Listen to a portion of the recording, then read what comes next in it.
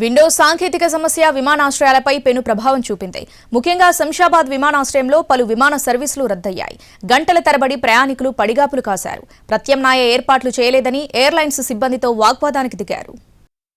విండోస్లో ఏర్పడిన సాంకేతిక సమస్య ప్రపంచవ్యాప్తంగా పలు సెక్టార్లపై పెను ప్రభావాన్ని చూపింది. ముఖ్యంగా విమానయాన రంగంపై గట్టి ఎఫెక్ట్ పడింది. సాంకేతిక సమస్య కారణంగా పలు విమాన సర్వీసులు నిలిచిపోయాయి. దీంతో శంషాబాద్ విమానాశ్రయం నుంచి వెళ్లాల్సిన పలు విమానాలు రద్దు కావడంతో డొమెస్టిక్ ప్రయాణికులు ఆందోళనకు దిగారు. మరీ ముఖ్యంగా శంషాబాద్ నుంచి పెద్ద సంఖ్యలో ఇండిగో విమాన సర్వీసులు నడుస్తున్నాయి. ఆ విమానయాన సంస్థ ఏకంగా 20కి పైగా విమానాలను రద్దు చేసింది.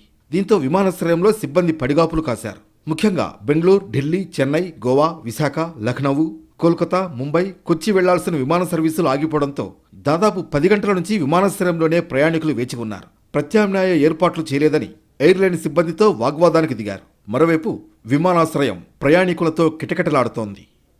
ముఖ్యంగా బోర్డింగ్ పాస్ ఏరియా దగ్గరే సమస్య తీవ్రత అధికంగా ఉంది.